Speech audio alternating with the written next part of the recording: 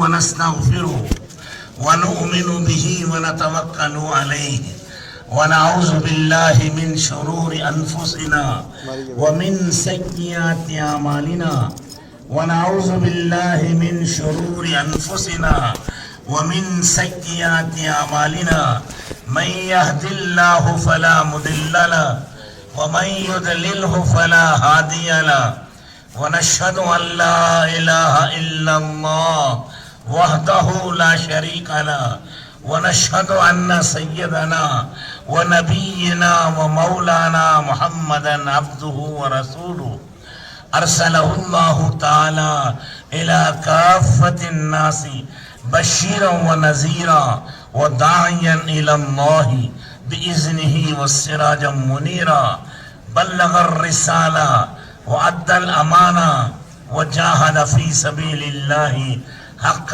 جهاده حتى أتاه اليقين صلى الله تعالى عليه وعلى آله وأصحابه وبارك وسلم تسليما كثيرا كثيرا أما بعد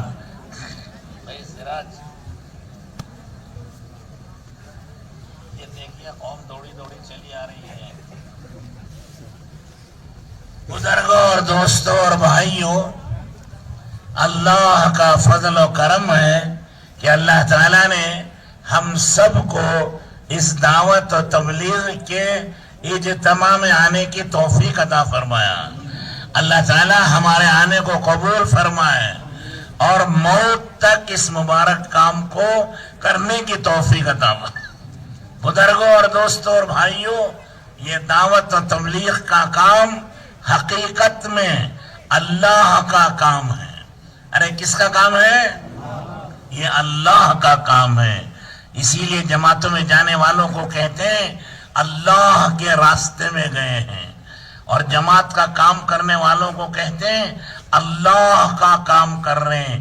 یہ کام بھی اللہ کا ہے اور یہ راستہ بھی اللہ کا ہے، اور اللہ سب سے بڑے ہیں، ان کا کام بھی سب سے بڑا ہے۔ بڑوں کے کام تو بڑے ہوتے نا، اللہ سب سے بڑے، ان کا کام بھی سب سے بڑا ہے۔ اسی لیے اللہ تعالیٰ قرآن میں کہتے ہیں وَمَنْ أَحْسَنُ قَوْلًا مِّمَّنْ دَعَا إِلَى اللَّهِ، سب سے اچھی بات اور سب سے بڑی بات اللہ کے بندوں کو دعوت دینا ہے۔ دعوت دینا یہ سب سے بڑا کام ہے اور یہ سب سے اچھا کام ہے، کیونکہ یہ اللہ کا کام ہے۔ اللہ نے یہ کام نبیوں کو عطا فرمایا تھا، نبی اس کام کو کرتے تھے، رسولوں کو عطا فرمایا، پیغمبروں کو عطا فرمایا، وہ کائنات میں سب سے بڑے ہوتے تھے، وہ ساتوں آسمانوں اور زمینوں سے بڑے، عرش اعظم و کرسی سے بڑے، جبرائیل اور میکائیل سے بھی بڑے ہوتے تھے پیغمبر۔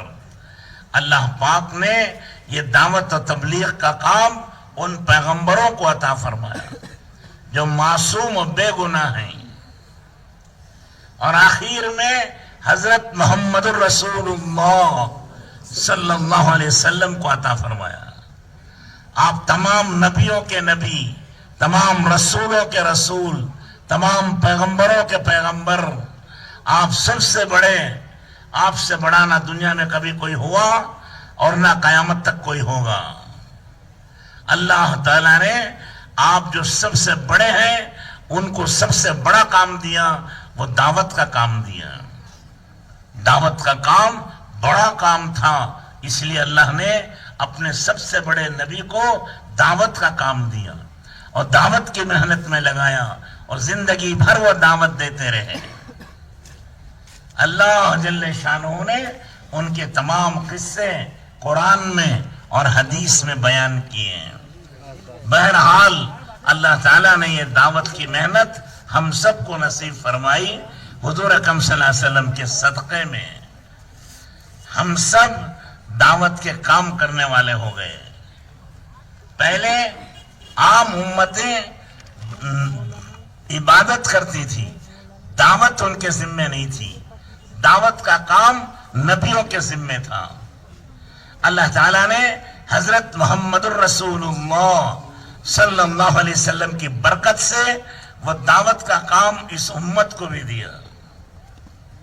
اب یہ امت دعوت کا کام کرے گی. دعوت کے معنی کیا؟ ارے بولو، دعوت کسے کہتے ہیں؟ ولیمے کی؟ ہاں، شادی کی؟ ارے بولو کس کی؟ 11ویں کی؟ کون سی دعوت کھاتے ہیں آپ لوگ؟ کھاتے نہیں؟ سب اولیاء اللہ بیٹھے نا جی. ارے کون سی دعوت کھاتے ہیں آپ؟ تو دعوت کسے کہتے ہیں؟ عربی میں دعوت کہتے ہیں بلانے کو.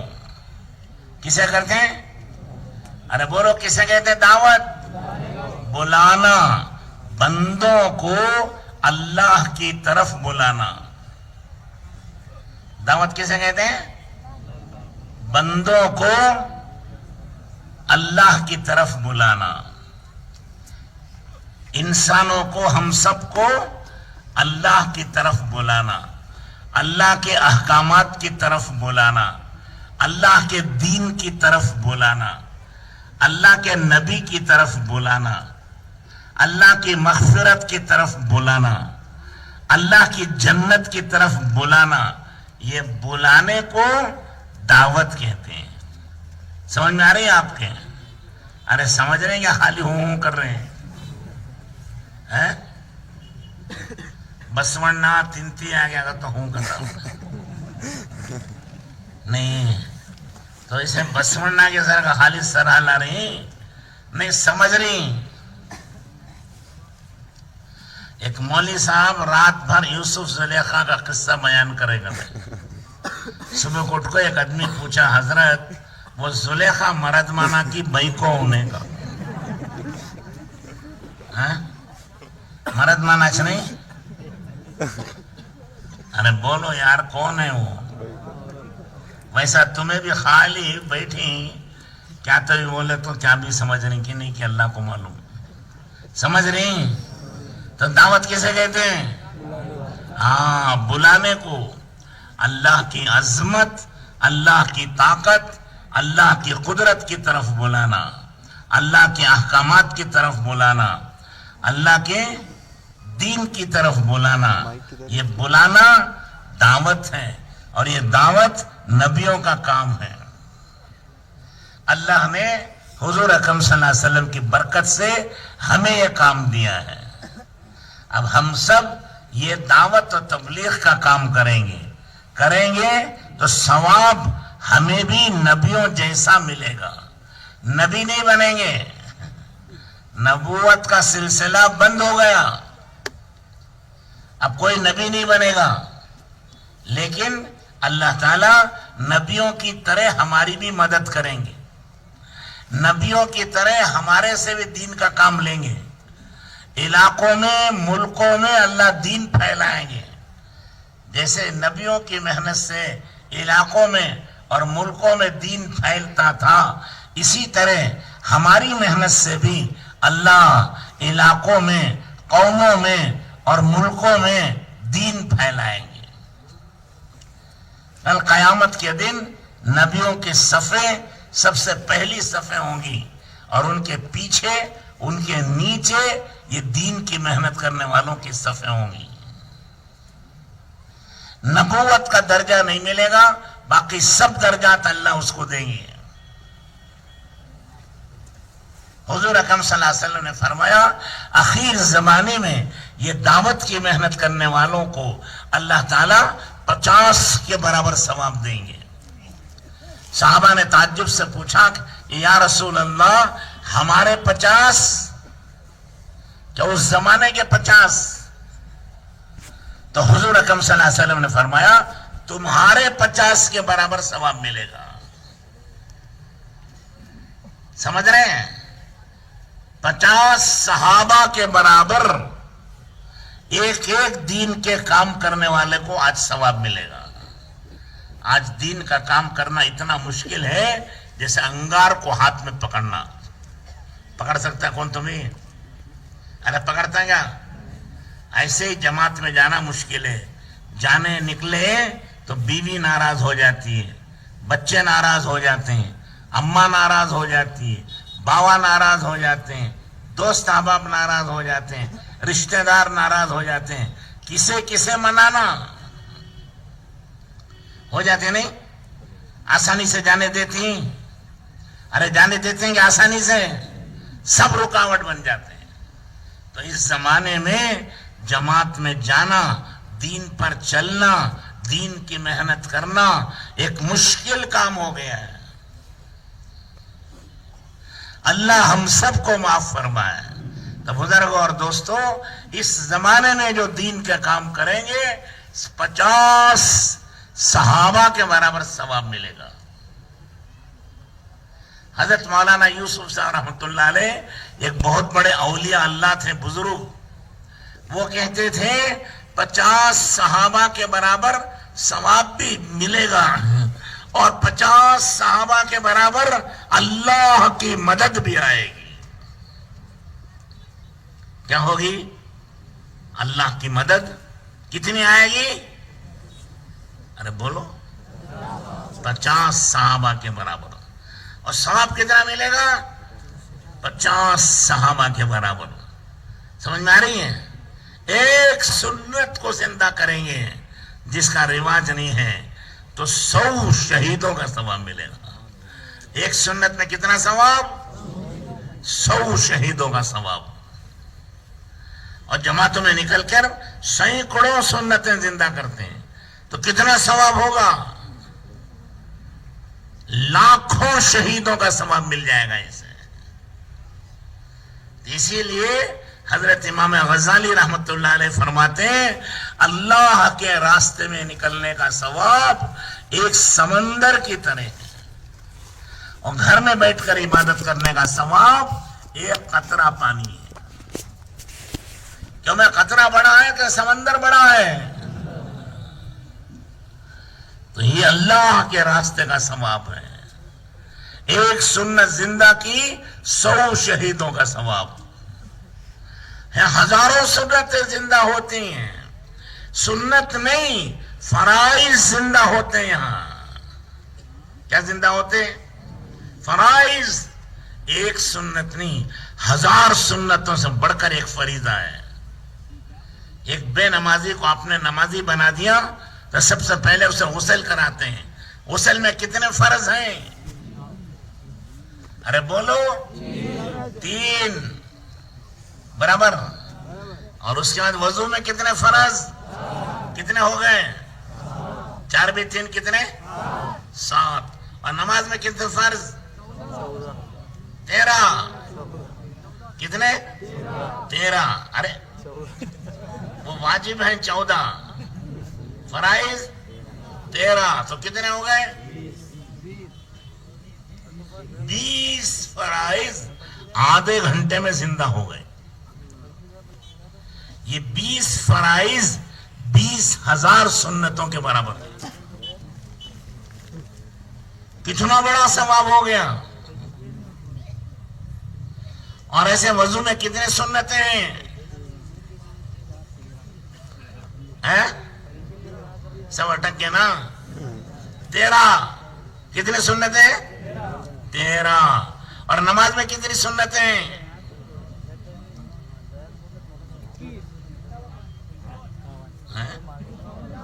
51. 50 پر 1. اور 13 کتنے ہو گئے؟ 64 سنتیں ہو گئی.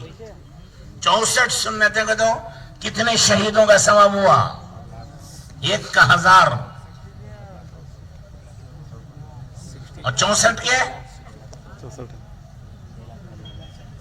64,000. سیدھا سیدھا نا نہیں ہے؟ نہیں سمجھ میں آیا ہے؟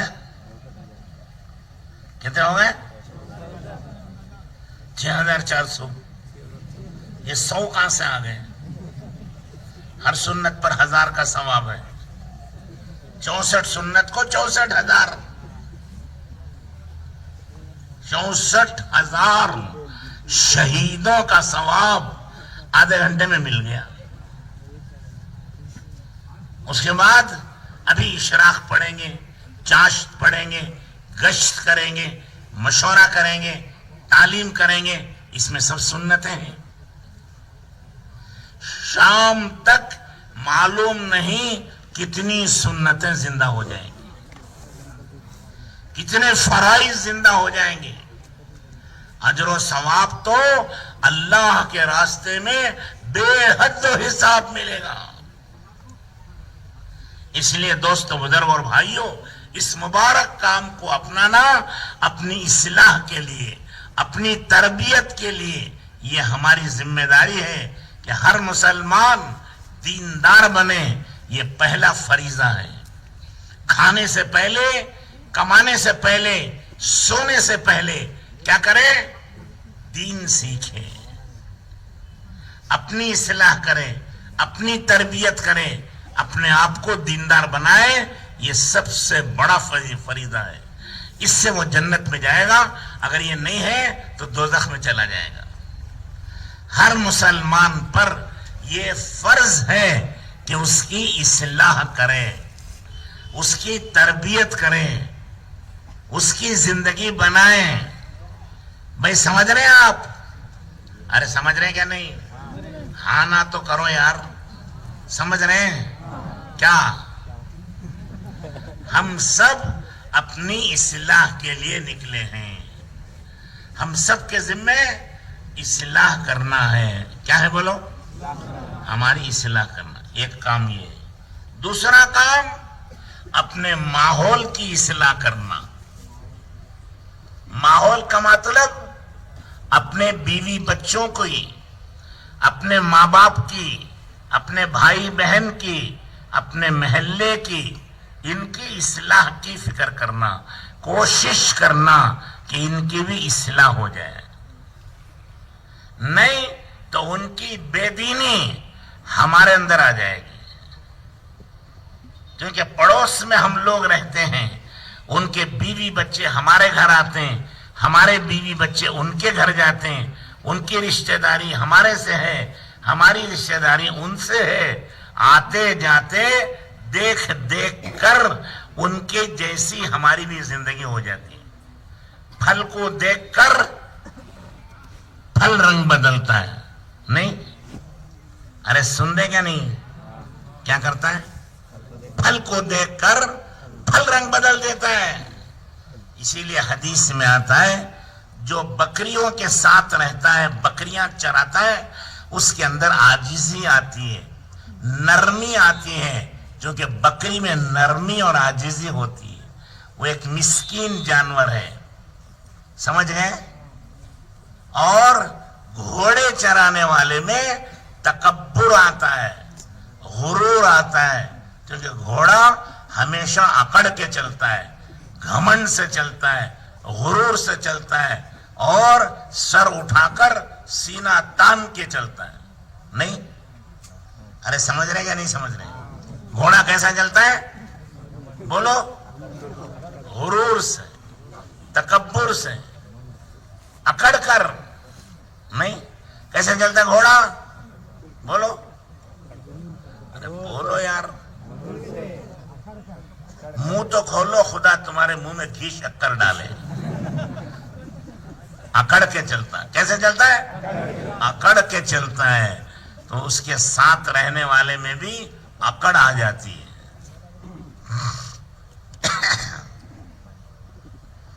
جس کے ساتھ رہے گا اس کی صفت آ جاتی ہے. بکری مسکین جانور ہے، نرم جانور ہے. اس کے ساتھ رہو گے نرمی آئے گی، مسکینی آئے گی، غریبی آئے گی، عاجزی اور تواضع آئے گی. گھوڑے میں کیا ہوتا ہے؟ اکڑ کر چلتا ہے، تکبر ہوتا ہے. وہ تکبر یہ گھوڑا چرانے والے میں بھی آ جاتی ہے. سمجھے؟ اور اونٹ چرانے والے میں ایک قسم کی دشمنی آتی ہے. اونٹ جو ہے اچھا جانور ہے، لیکن اگر کسی سے غصہ آ گیا تو انتظار میں رہتا ہے ایک دن اس کی کھوپڑی پکڑ کے 2 جھٹکے مارتا ہے.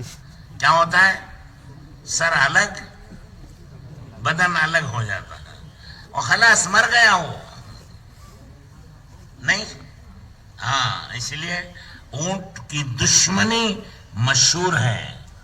اگر اس سے دشمنی ہو گئی تو کسی دن موقع ملے گا تو تمہاری کھوپڑی پکڑ لے گا اور 2 جھٹکے مارے گا تو کھوپڑی الگ بدن الگ، گیا وہ جنت میں.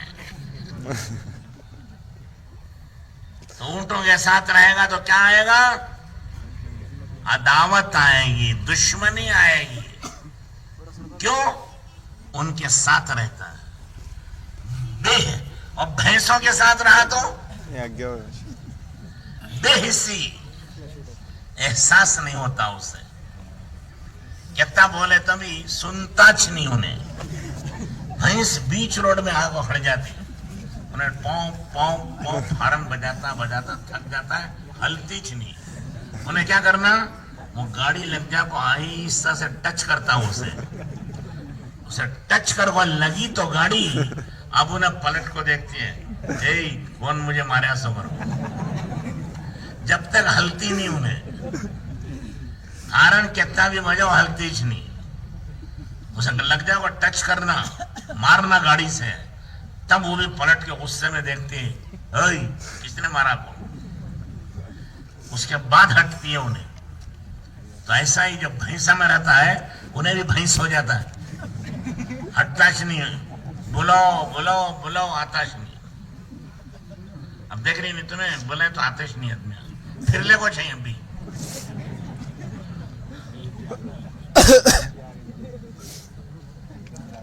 تو جن کے اندر رہتا آدمی اس کی صحبت کا اثر پڑ جاتا ہے.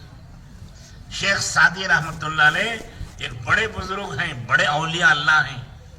وہ کہتے ہیں نیک لوگوں کی صحبت تمہیں بھی نیک بناتی ہے، برے لوگوں کی صحبت تمہیں بھی برا بنا دیتی ہے.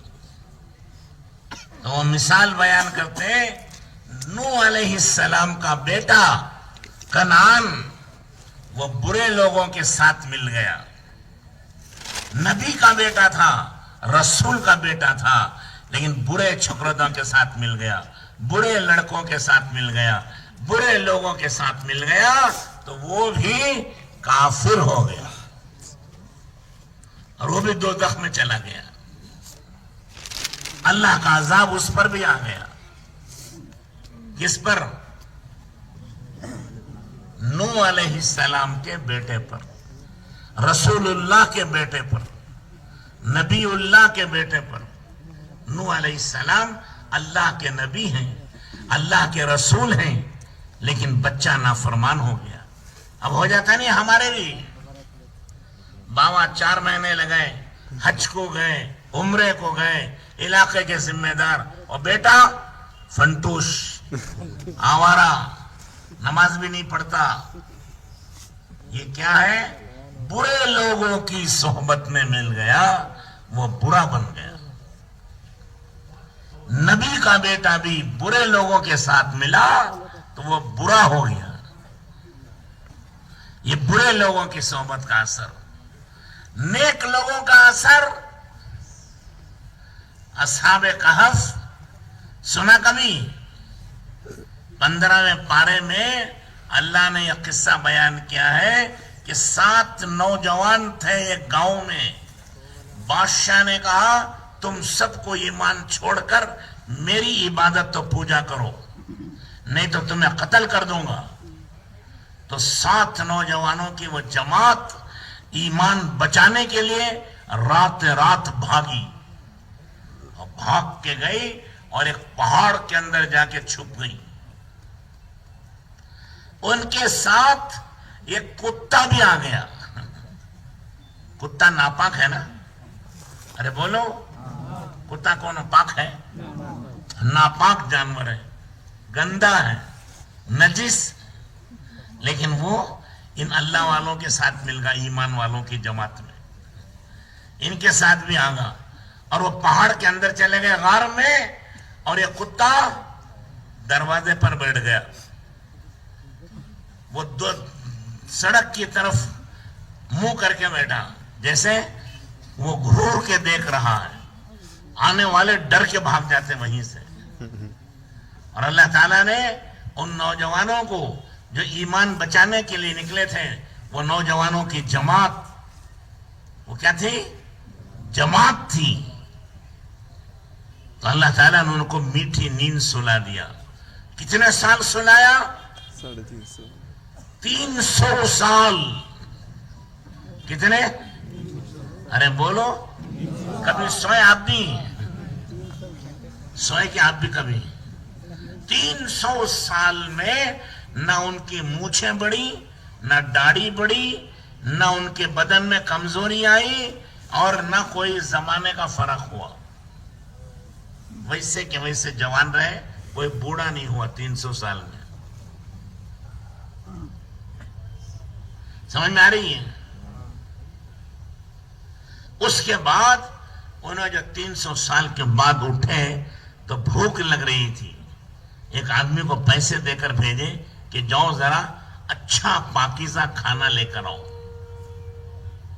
وہ گیا بازار میں، پیسے دیا کھانا خرید کر. تو دکان والے نے دیکھا کہ یہ پیسہ تو پرانے زمانے کا ہے، تم نے کہاں سے لیا؟ وہ شور مچایا، پورا بازار جمع ہو گیا. کہا یہ پیسہ کہاں سے ہے؟ پھر آہستہ آہستہ معلوم ہوا کہ یہ وہ 7 نوجوان ہیں جو ایمان بچانے کے لیے بھاگے تھے، آج 300 سال کے بعد آئے ہیں. بادشاہ کو خبر ہوئی.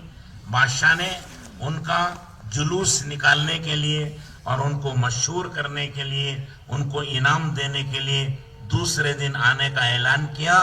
تو یہ لوگ اپنے ایمان کو بچانے کے لیے وہاں سے بھی بھاگ گئے. ان ایمان والوں کے ساتھ یہ کتا بھی چلا گیا. تو نیک لوگوں کے ساتھ رہنے کی برکت سے وہ کتا بھی نیک ہو گیا اور وہ جنت میں جائے گا. کہاں جائے گا؟ ارے کہاں جائے گا؟ سونے والے بولو. دیکھو سونی سونا ہے. کہاں جائے گا؟ کیوں؟ نیک لوگوں کے ساتھ رہا تو کتا بھی جنتی بن گیا. برے لوگوں کے ساتھ رہا تو نبی کا بیٹا بھی دوزخ میں چلا گیا. اس لیے اپنے ماحول کو ٹھیک کرنا، اچھے لوگوں کے ساتھ رہنا، اچھے کاموں میں لگے رہنا، وہ انسان کے لیے واجب ہے. ورنہ اچھے شریف اور بڑے بڑے اچھے گھرانوں کے بچے وہ خراب ہو جاتے ہیں. آج دیکھ رہی نہیں تمہیں؟ ارے آج دیکھ رہے گا نہیں؟ بڑے بڑے شریف گھرانے کے، بڑے عزت والے گھرانوں کے، ان کے بچے آوارہ ہو گئے، جوا کھیلتے ہیں، بدکاری کرتے ہیں، شراب پیتے ہیں، غنڈے اور لوفر بن گئے، لچے لفنگے بن گئے. یہ تو آج ہو رہا ہے. ماں باپ پریشان ہیں ان کے بچوں سے.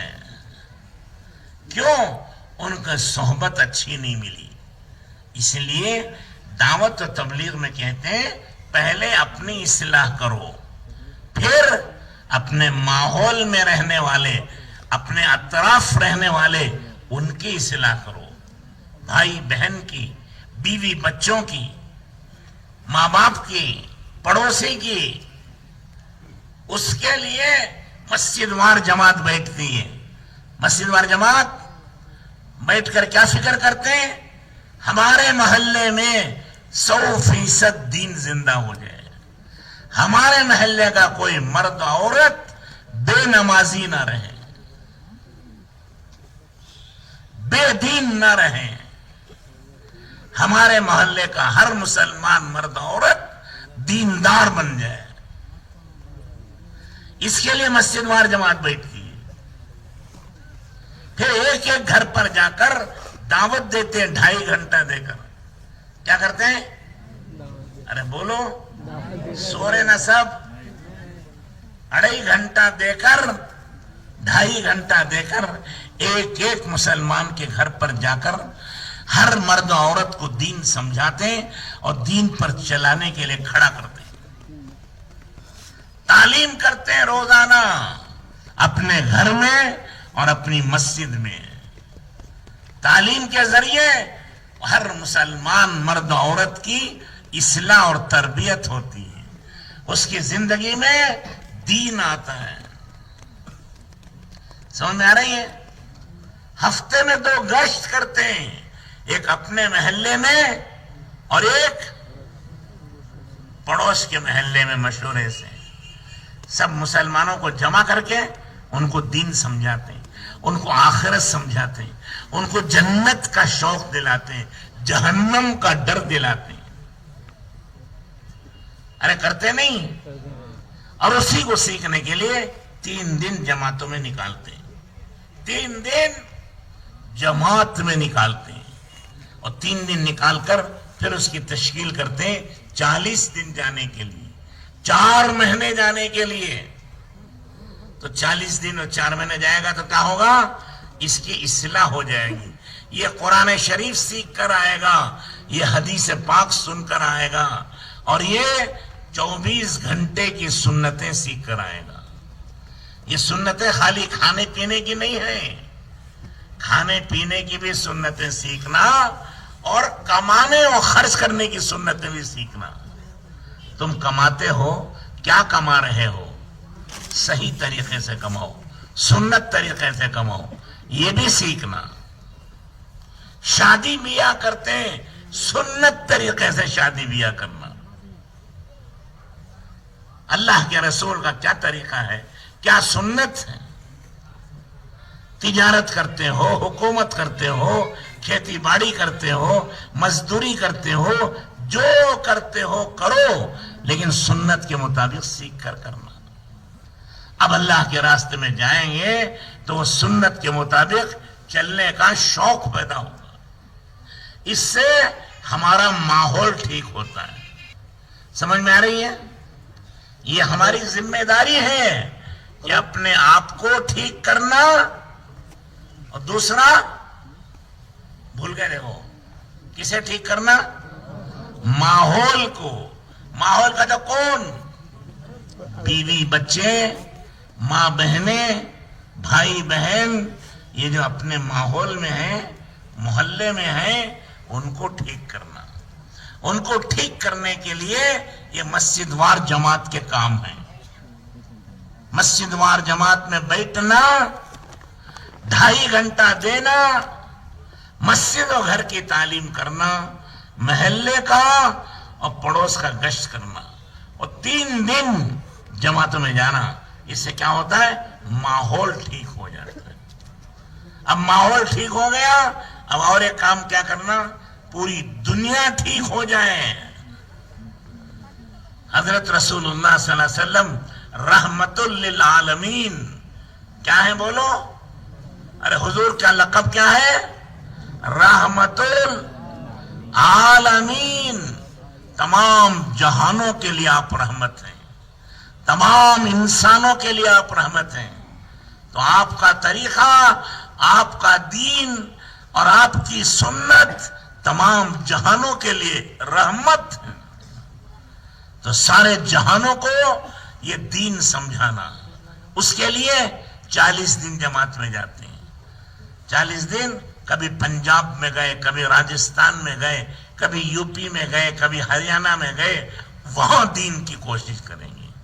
پھر 4 مہینے گئے، کبھی ملیشیا گئے، کبھی انڈونیشیا گئے، کبھی یوروپ میں گئے، کبھی امریکہ میں گئے، کبھی ترکی میں گئے، کبھی عربستان میں گئے، کبھی انگلستان میں گئے، کبھی مشرق میں، کبھی مغرب میں، کبھی شمال میں، کبھی جنوب میں، ساری دنیا میں پھر کر اللہ کے نام کو اونچا کرنا، اللہ کے نبی کی سنت و شریعت کو زندہ کرنا۔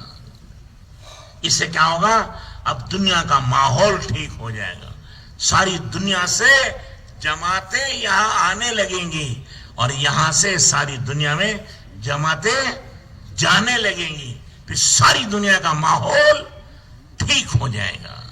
جب ساری دنیا کا ماحول ٹھیک ہوگا تو اللہ کی رحمت برسے گی, زندگیاں بنیں گی, اور یہ دنیا جنت کا نمونہ بن جائے گی, چین سکون راحت ملے گی.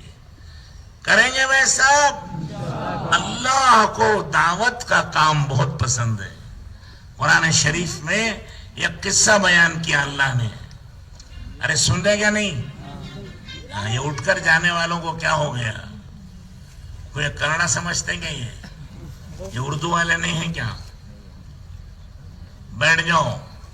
اے مسلمانوں, بھاگو نہیں, اللہ کی رحمت سے کہاں بھاگو گے؟ یہ شامیانہ اللہ کی رحمت کا شامیانہ ہے. یہ کون سا شامیانہ ہے؟ اللہ کی رحمت برس رہی ہے, فرشتے یہاں اترے ہوئے ہیں, اللہ کی طرف سے مہربانی ہے, یہاں نعمتیں برس رہی ہیں. اللہ ہم سب کو قبول فرمائے. تو میں کیا کہہ رہا تھا؟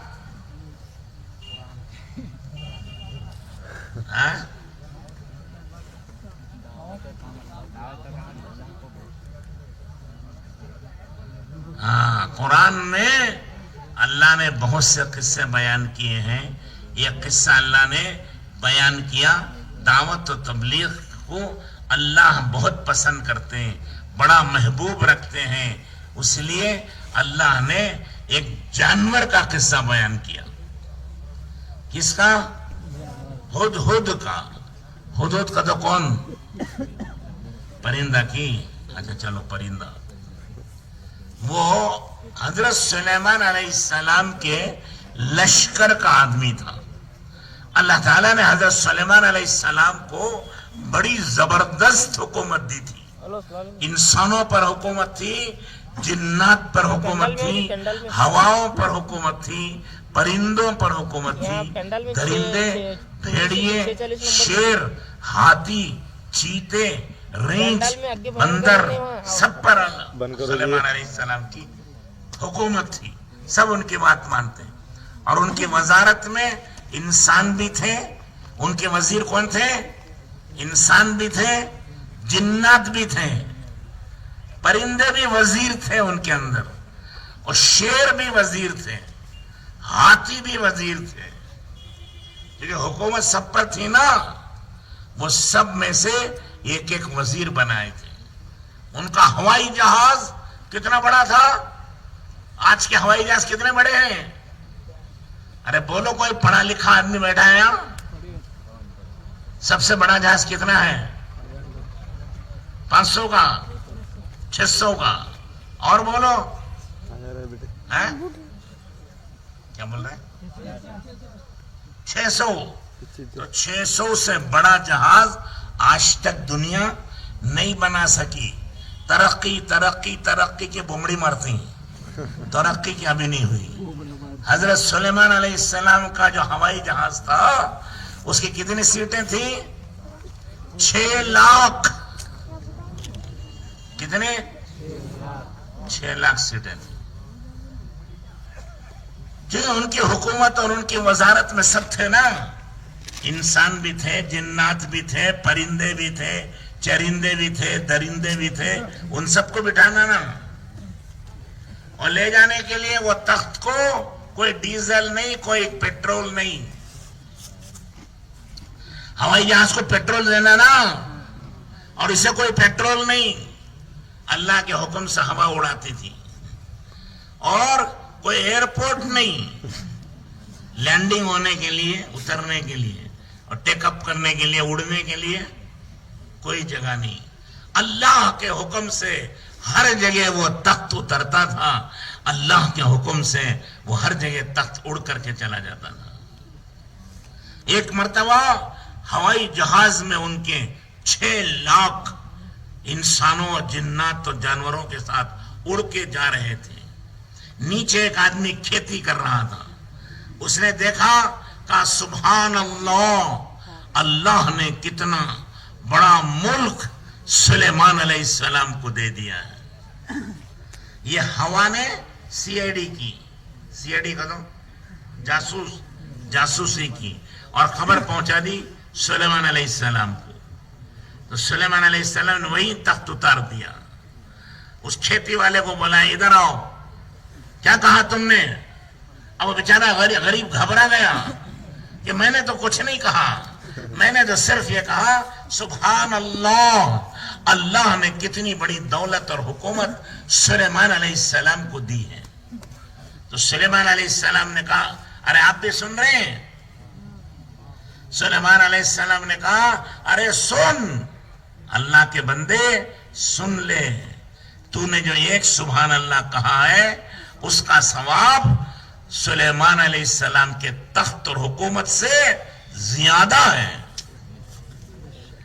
سلیمان کا تخت و حکومت ایک دن ختم ہو جائے گا تیرا سبحان اللہ کبھی ختم نہیں ہوگا سن رہے ہیں آپ ارے سمجھ رہے ہیں تو ایک سبحان اللہ ساتوں آسمانوں اور زمینوں سے زیادہ قیمتی تو بہرحال سلیمان علیہ السلام کو اللہ نے یہ دولت اور حکومت دی تھی ان وزیروں میں ایک وزیر تھا ہدہد کون ہدہد پرندہ اس کا کام کیا تھا اس کی نظر بڑی تیز ہوتی ہے وہ دور دور تک دیکھتا ہے اس کا کام تھا پانی تلاش کرنا جہاں زیادہ پانی ملتا تھا سلیمان علیہ السلام کا لشکر وہاں اترتا تھا لشکر کو پانی ہونا نا ارے آپ اجتماع کر رہے ہیں تو پانی کا انتظام کیا نہیں کیا تو کیا ہے نا تو سلیمان علیہ السلام کا لشکر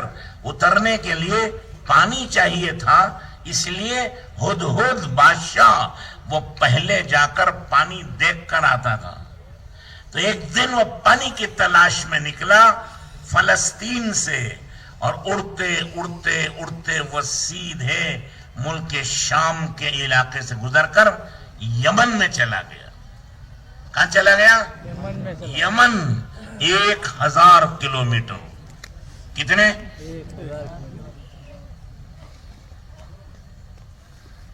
تو وہاں جا کر دیکھا کہ اللہ نے اس ملک کے لوگوں کو بڑی نعمتیں بڑی دولتیں بڑی راحتیں دی ہیں ان کے ہاں کھیتیاں باغات سب سے اچھے ہیں اوپر کھجور کے درخت ہیں اس کے نیچے انگور کی بیلیں ہیں اس کے نیچے ترکاریاں ہوئی ہیں اور اتنے سرسبز اور شاداب ہیں کہ سر پر ٹوکرا رکھ کے کوئی گزرے تو یہاں سے وہاں تک جانے تک اتنے پھل پک کر گرتے تھے کہ وہ ٹوکرا بھر جاتا تھا معارب ایک شہر ہے اس سے لے کر دمشق ملک شام تک ٹھنڈی سڑک بنی ہوئی تھی دونوں طرف درخت کے تھے سائے وہ سڑک ٹھنڈی تھی اور راستے میں سرائے تھے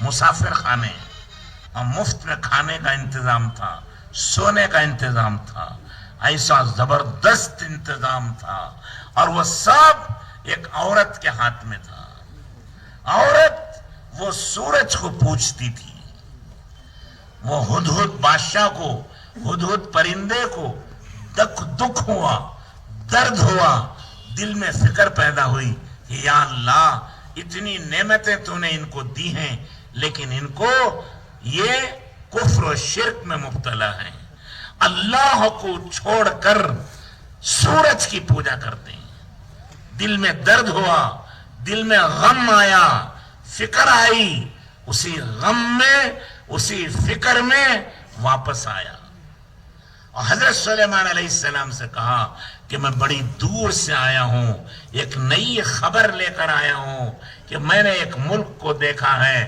جس ملک میں ہرا بھرا ہے باغات ہیں نہریں ہیں اور ڈیم ہے بہت بڑا ڈیم تمہارا ڈیم ہے نہیں یہاں اس سے بڑا ڈیم ہے اور اس کی نہریں ملک شام تک جا رہی ہیں اور دونوں طرف بڑے باغات ہیں بڑا سرسبز و شاداب علاقہ ہے لیکن وہ اللہ کو چھوڑ کر سورج کی پوجا کرتے ہیں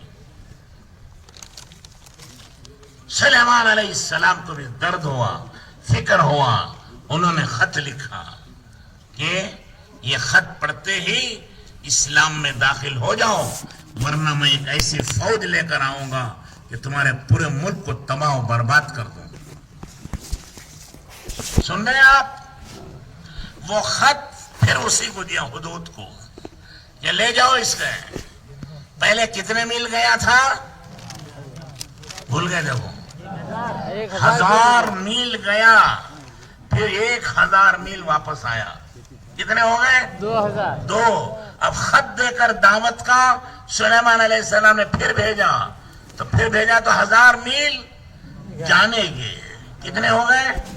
3000۔ پھر واپس آنے کے 1000، 4000 میل کا سفر کیا۔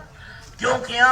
ایک درد پیدا ہوا، یہ غم پیدا ہوا کہ یہ لوگ جہنم میں جا رہے ہیں، دوزخ میں جا رہے ہیں، اللہ ان کو جنت میں داخل کرا دے۔ اس کی محنت کے لیے وہ ہدہد بھی بے قرار و بے چین ہو گیا اور دعوت دی۔ اللہ نے اس ہدہد کی برکت سے، اس دعوت کی برکت سے وہ پورا ملک اسلام میں داخل ہو گیا۔ وہاں اس قوم کا نام تھا قوم سبا، اور یمن میں رہتے تھے۔ تو وہ پوری قوم کی قوم اسلام میں داخل ہو گئی۔ کس کی برکت سے؟ ایک ہدہد جانور پرندے کی برکت سے۔ حالانکہ اس پر تبلیغ کرنا واجب نہیں ہے، اس کی ذمہ داری نہیں ہے، ہماری ذمہ داری ہے۔ اگر ہم اپنی ذمہ داری کو پورا کریں گے تو جب اللہ ایک ہدہد جانور کی کوشش سے ایک ملک کو ہدایت دے سکتے ہیں تو ہماری کوشش و محنت سے نہ معلوم کتنی قوموں کو، کتنے علاقوں کو اور کتنے ملکوں کو اللہ ہدایت دیں گے۔ اللہ کو ہدہد جانور، اس حیوان کی ادا پسند آئی۔ قرآن میں اللہ نے بیان کیا تھا۔ قرآن اللہ کی مقدس کتاب، اللہ کی عظیم الشان کتاب،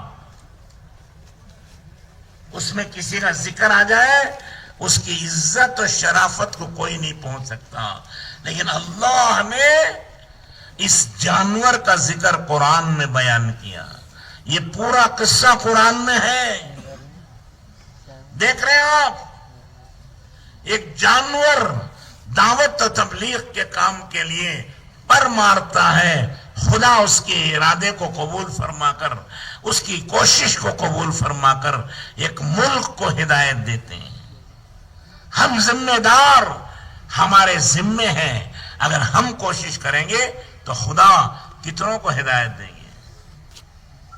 اسی صورت میں ایک اللہ نے اور قصہ بیان کیا ہے، ایک چونٹی کا۔ سلیمان علیہ السلام کا لشکر آ رہا تھا، چونٹی نے اوپر سے دیکھا کہ یہ لشکر آ رہا ہے، اور چونٹیاں دانا کھانے میدان میں پھر نکل گئی ہیں، تو لشکر آ جائے گا تو کیا ہوگا؟ چونٹیاں سب مر جائیں گی، گھوڑوں کے ٹاپوں کے نیچے دب کر پس جائیں گی۔ تو اس لیے اس چونٹی کو درد ہوا اپنی قوم کا، اپنے جیسی چونٹیوں کا، تو اس نے ایک ایک کے پاس جا کر کہا کہ اے بہنوں، اے چونٹیوں، تم جاؤ اپنی بلوں میں چلی جاؤ، ورنہ سلیمان علیہ السلام کا لشکر آ رہا ہے، تمہیں کچل کے رکھ دے گا اور ان کو پتہ بھی نہیں چلے گا۔ ان کی جان بچانے ایک چونٹی نے محنت کی، کوشش کی، چونٹیاں بلوں میں چلی گئیں۔ اللہ کو یہ ادا پسند آئی کہ انسان تو انسان، جانور، اور یہ چونٹی جان بچانے کے لیے اس نے گشت کیا اور ساری چونٹیوں سے کہہ کے ان کی جان بچائی۔ اللہ نے قرآن میں اس کا ذکر کر دیا۔ ارے جان بچانے سے بڑا کام ایمان بچانا ہے۔ ہم ایمان بچانے کے لیے دنیا میں پھریں گے، اللہ پاک جان بھی بچائیں گے، ایمان بھی بچائیں گے، دنیا کی بھی نعمتیں دیں گے، آخرت کی بھی نعمتیں دیں گے۔ اس لیے دوستو آپ سب نیت کرو انشاءاللہ ہم بھی دعوت کا کام کریں گے. کرو گے بھائی؟ پیچھے والے بھی کریں گے. کچھ کرو گے تو اللہ تعالی ہمیں بھی قبول فرمائیں گے. کچھ کرے ہی نہیں، آدمی گھر بیٹھا رہے تو بیٹھنے والے کو تو کچھ ملتا نہیں. قرآن میں حدیث میں اللہ کہتے ہیں تم میری طرف ایک بالش چلو گے تو میں تمہاری طرف ایک ہاتھ چل کے آتا ہوں. تم ایک ہاتھ میری طرف چلو گے میں 2 ہاتھ چل کے آتا ہوں. تم چل کر میری طرف آؤ گے تو میں دوڑ کر تمہاری طرف آؤں گا. تو یہ کس کے لیے؟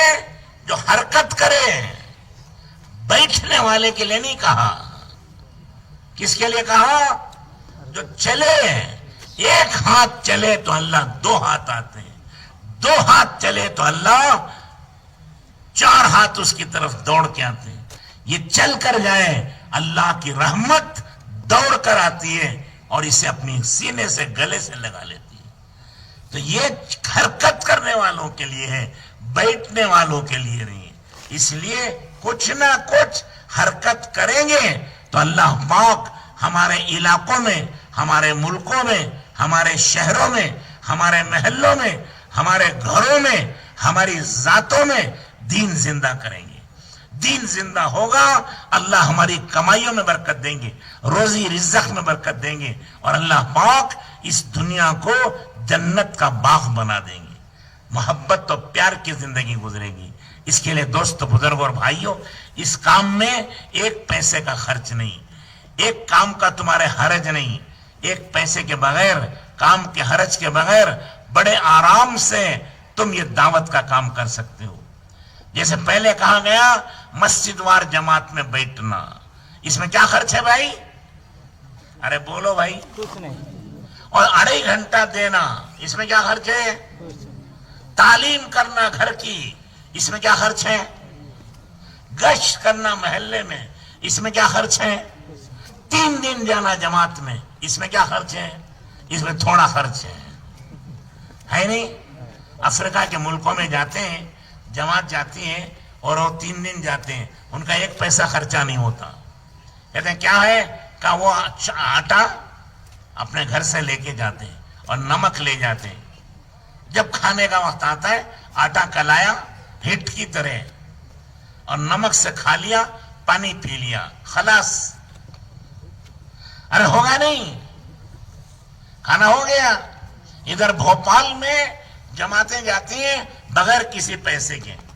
کیسے جاتے؟ وہ روٹیاں پکا لیتے ہیں 3 دن کی. روٹیاں پکا لی اور سوکھی چٹنی مرچی کی. آپ بھی تو بناتے نا؟ ارے آپ کے گھروں میں بنتے نہیں بنتی؟ تو ایسے بنا کے لے جاتے ہیں. جب وقت آتا ہے وہ مرچی اور نمک کی چٹنی سے 1 روٹی کھا لیتے ہیں. کھانا ہو گیا 1 پیسے کے بغیر. 3 دن لگ گئے.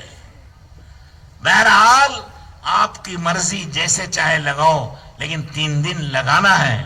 اور اپنے ہر سال 4 مہینے لگاؤ. نور علی نور. روزی کا مالک اللہ ہے، وہ رازق ہے، وہ رزاق ہے، وہ رب العالمین ہے، تمام جہانوں کا پالنہار. ہمیں بھی پالے گا. ہم اس کے دین کا کام کریں گے تو کیوں میں ہمیں بھوکا مار دے گا؟ وَمَن يَتَوَكَّلْ عَلَى اللَّهِ فَهُوَ حَسْبُهُ. جو اللہ پر بھروسہ کرے گا اللہ اس کے لیے کافی ہو جائیں گے. تو اس کے لیے اللہ کے بھروسے پر اب تھوڑی دیر کے لیے آپ حضرات، اللہ آپ کو جزائے خیر دے. ارے آمین تو کہو. اللہ آپ کو خوش رکھے، اللہ آپ کو دنیا آخرت کی ترقی عطا فرمائے. سب حضرات سے گزارش ہے اسی طرح بیٹھے رہیں. ہم آپ کو بتائیں گے کہ ایک علاقے میں ایک تعلقے والے اٹھ کر اپنے تعلقے کی جگہ بیٹھیں گے، اور تعلقے والے بیٹھ کر پھر ایک مسجد والے الگ بیٹھیں گے. ایک مسجد والے الگ بیٹھ کر آپ کو ایک پرچہ دیتے ہیں. اس میں لکھا ہے آپ کے 4 مہینے یا کم سے کم 40 دن کب لگائیں گے. وہ آپ مہینے کا نام لکھیں اس میں، جون، جولائی، اگست. اسی طرح دوسرے خانہ ہے آپ 3 دن کب لگائیں گے. پہلا ہفتہ، دوسرا ہفتہ، تیسرا ہفتہ، وہ لکھیے تیسرا ہفتہ یا چوتھا ہفتہ، ٹھیک ہے؟ پھر اس میں تعلیم پوچھتے ہیں گھر کی تعلیم کب کرو گے؟ صبح میں، شام میں، وہ لکھو صبح یا شام۔ اسی طرح 2.5 گھنٹہ 2.5 گھنٹہ اپنے محلے میں دین کی محنت کب کرو گے؟ صبح یا دوپہر یا شام، کب دو گے 2.5 گھنٹہ؟ وہ لکھو اس میں۔ صبح دیتے ہیں تو صبح لکھو، شام دیتے ہیں تو شام کو لکھو، دوپہر وقت دیتے ہیں تو دوپہر کا وقت لکھو۔ تو خالی ٹک نہیں لگانا کہ وقت دیں گے، وہ ٹک نہیں لگانا، پورا نام لکھنا۔ محلے کا نام لکھو، مہینے کا نام لکھو، 4 مہینے کب ہیں، اور کون سے ہفتے میں 3 دن جانا ہے، اور کون سے وقت میں تعلیم کریں گے، اور کون سے وقت میں 2.5 گھنٹہ لگائیں گے۔ کریں گے بھائی صاحب؟ انتشار نہیں کرنا، بھاگا بھاگی نہیں کرنا، سکون سے بیٹھ کر یہ کر لیں گے، انشاءاللہ برسوں کا کام یہ گھنٹوں میں ہو جائے گا۔ اس لیے سب حضرات سے گزارش ہے آرام سے بیٹھے رہیں، اور اپنے اپنے تعلق والوں کے پاس بیٹھ کر، پھر مسجد وار بیٹھ کر یہ پرچہ لے کے لکھیں۔ اللہ سب کو قبول فرمائے۔ ابھی بیٹھے رہیں، ابھی اٹھنا نہیں ہے، ابھی بتائیں گے آپ کو، تب اٹھیں گے آپ۔ کیا بھائی؟